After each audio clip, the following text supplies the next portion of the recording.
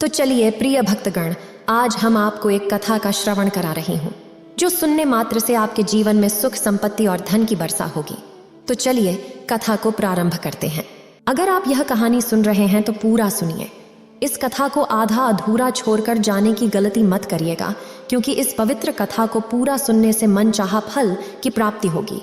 इसलिए इस कथा को पूरा सुने। आप शिव भक्त हैं तो भोलेनाथ का अनादर ना करें। एक बार भगवान शिव एक सन्यासी के रूप में एक गांव में प्रवचन दे रहे थे। वे अपनी बात को समाप्त करते हुए बोले, मानव के दुख का कारण है स्वयं को किसी से बांधना होता है। जहां भी मोह होता है, बंधन होता है, वहां दुख स्वयं ही उत्पन्न हो जाता है।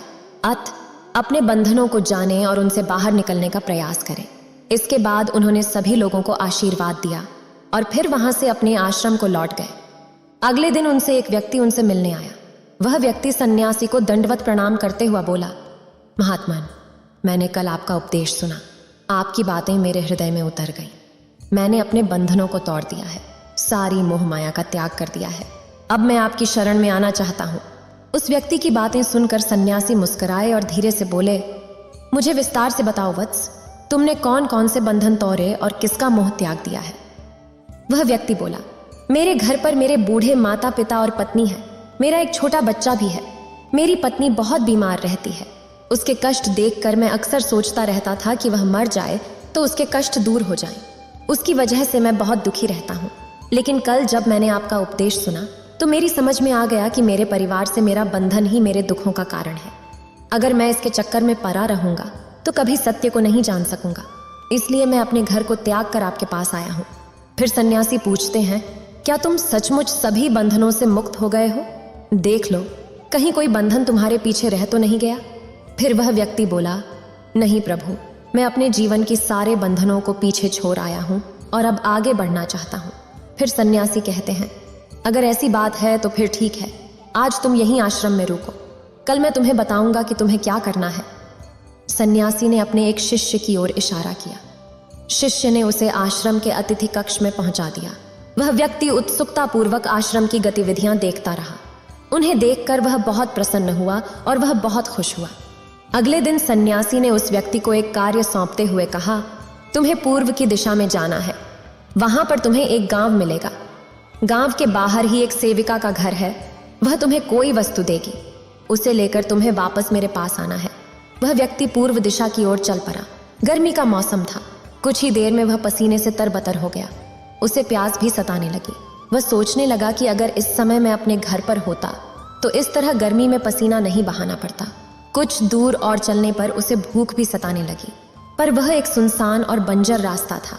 आसपास न तो कोई पेड़ था और न ही पोखर तालाब।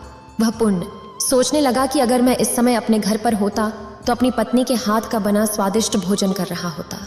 पता नहीं क्यों सन्यासी ने मुझे इस गर्मी में इतनी दूर भेज दिया। काफी देर तक चलने के बाद वह व्यक्ति गांव में जा पहुंचा। गांव के बाहर ही एक घर बना हुआ था। उसने दरवाजे के पास पहुंचकर उसे धीरे से खटखटाया। दरवाजे को एक सेविका ने खोला। उसके चेहरे पर एक अद्भुत तेज था। वह व्यक्ति उसे देखकर मंत्रमुग्ध हो गया। सेविका ने उसे अभिवादन करते हुए कहा, मैं जानती हूं कि आपको सन्यासी महात्मा जी भेजे हैं, आप अंदर आ जाएं। वह व्यक्ति घर के अंदर चला गया। सेविका के कहने पर उसने पानी से हाथ मुंह धोया और एक चटाई पर बैठ गया। सेविका ने उसके सामने भोजन की थाली रख दी। वह जल्दी जल्दी भोजन करने लगा। अचानक उस व्यक्ति की नजर सेविका के पैरों पर पड़ी। उसके पैर बहुत सुंदर थे। वह उन्हें देखता ही रह गया। तभी सेविका ने उसका ध्यान भंग किया। वह बोली, जिस व्यक्ति को सन्यासी के चरणों में स्थान मिल जाता है फिर उसे किसी अन्य के चरणों की आवश्यकता नहीं पड़ती। सेविका की बात सुनकर वह व्यक्ति लज्जित हो गया और नजरें नीची करके चुपचाप भोजन करने लगा। भोजन करने के बाद सेविका ने कहा, आप बहुत दूर से आए हैं, थक गए होंगे, यहीं चटाई पर लेट जाएं, मैं पंखा कर दूंगी। वह व्यक्ति बहुत थका हुआ था। वह चटाई पर लेट गया और अपनी आंखें बंद कर लीं। सेविका उसे पंखा करने लगी, पर लेटने के बाद भी उस व्यक्ति को चैन नहीं आया।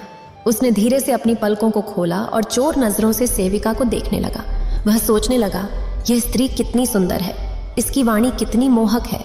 अगर यह मेरी पत्नी होती तो मेरा जीवन स्वर्ग बन जाता। सेविका इसके मन की बात समझ गई। वह बोली, शरीर में कुछ नहीं रखा है, यह केवल मांस है। जो व्यक्ति इसके आकर्षण से मुक्त हो जाता है वही सत्य को प्राप्त कर पाता है। यह सुनकर वह व्यक्ति घबरा गया। वह चटाई से उठ बैठा और बोला, अब मुझे सन्यासी के पास जाना चाहिए। कृपया आप मुझे वह सामान दे दें जिसके लिए सन्यासी ने कहा था। सेविका ने मुस्कुराकर जवाब दिया, सन्यासी ने आपको जिस कार्य के लिए भेजा था वह पूर्ण हो चुका है। सेविका की यह बात उस व्यक्ति को समझ में नहीं आई। वह दरवाजे की ओर बढ़ चला। दरवाजे के पास पहुंचकर वह एक क्षण के लिए रुका और पलटकर बोला, क्या आप ईश्वर है जो मन की बात जान जाती है? आपने मेरे मन की बातें कैसे समझ ली? वह स्त्री मुस्कुराते हुए बोली, सन्यासी महात्मा की कृपा से मैं मोह माया से ऊपर उठ चुकी हूँ, इसलिए भावनाओं से निर्लिप्त हूँ और किसी के चेहरे को देखकर उसके मन में उठने वाले विचारों को समझ लेती हूँ। उसकी बातें सुनकर वह व्यक्ति एक बार पुण्य लज्जित हुआ और सोचने लगा कि जिस स्त्री ने सच्चे मन से मेरा सत्कार किया, मैं उसके बारे में क्या क्या सोचता रहा। उसके बाद वह सन्यासी के आश्रम की ओर लौट पड़ा। आश्रम में पहुंचकर वह व्यक्ति सन्यासी के चरणों में गिर पड़ा और बोला, महात्मन, मुझे क्षमा कर दें, मैं बड़ा पापी हूँ। उसकी बात सुनकर सन्यासी मुस्कुराए और बोले, मैंने तुम्हें सेविका के पास इसीलिए भेजा था ताकि तुम अपने आप को देख सको। अब मुझे बताओ, क्या तुम सचमुच मोह और बंधन को त्याग चुके हो? वह व्यक्ति कुछ नहीं बोला। वह नजरें नीची किए चुपचाप खड़ा रहा। फिर सन्यासी कहते, बाहरी बंधन और मोह को त्यागने से हम बंधन से मुक्त नहीं होते।